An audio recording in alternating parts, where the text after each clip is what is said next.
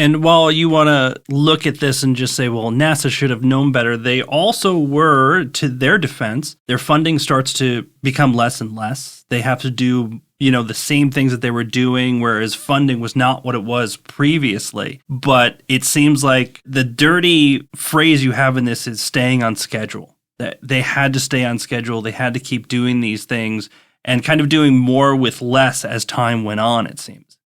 Yeah, I mean, that's true. But I don't think that the fact that they had to, for budgetary reasons, they got themselves into this situation where they'd been given less than half the money they initially estimated it would cost them to build the space shuttle. I think they asked for $14.5 billion in 1972.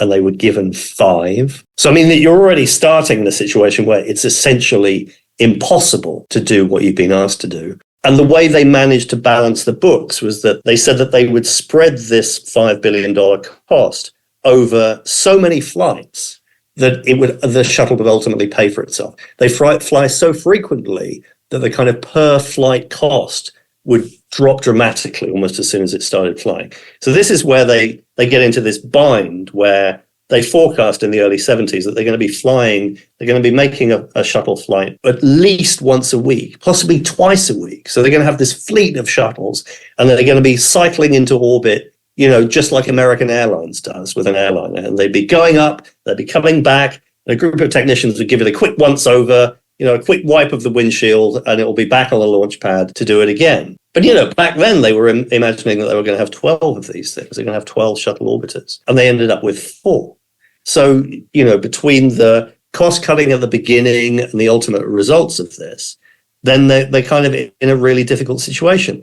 But that is not to say that, that they were cavalier about safety. This is an incredibly complex undertaking, and they determined very early on that this is going to be the most complicated machine ever built. And that's what it turned out to be.